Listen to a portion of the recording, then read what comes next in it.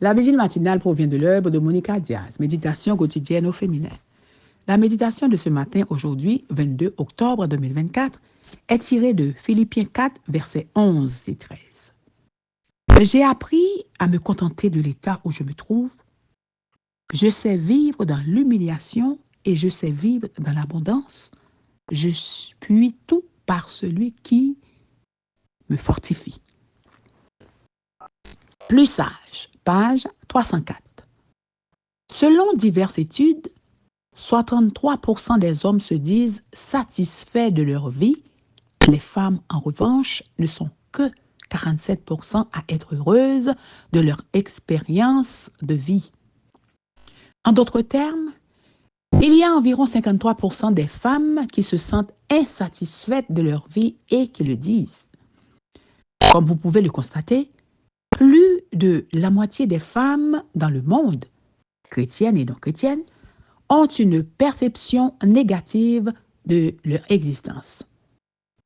Faites-vous partie de ces 53%? Il semble que nous devrions apprendre quelque chose des hommes, à profiter davantage de la vie et la percevoir de manière positive, en nous plaignant moins, en nous concentrant moins sur ce qui nous manque. Pourquoi cela se produit-il que nous concentrons moins sur ce qui nous manque? Pourquoi cela se produit-il?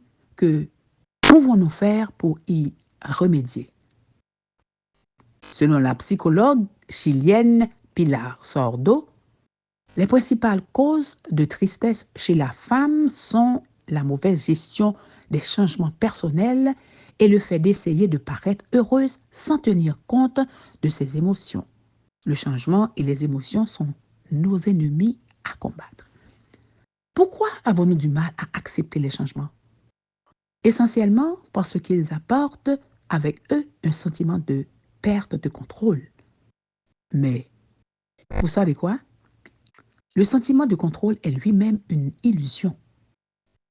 Nous n'avons aucun contrôle sur ce qui se passe autour de nous, sur la maladie, l'économie, les réactions des autres et qui se passe autour de nous.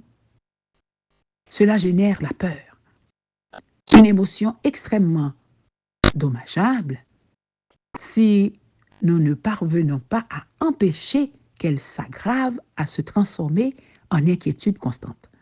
Car, comme le dit la Bible, l'inquiétude dans le cœur de l'homme l'accable. Les émotions, par contre, sont sous notre contrôle si nous le voulons et si nous choisissons de les prendre en charge au lieu de nous concentrer à faire semblant d'aller bien alors que ce n'est pas le cas. Amenons-les à Dieu dans la prière pour qu'il nous aide.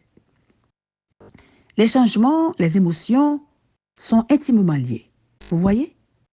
Prendre conscience de notre manque de contrôle sur les changements de la vie doit nous conduire à quelque chose de vital. Avoir plus de foi en Dieu. C'est cette foi qui nous permettra d'aller en avant.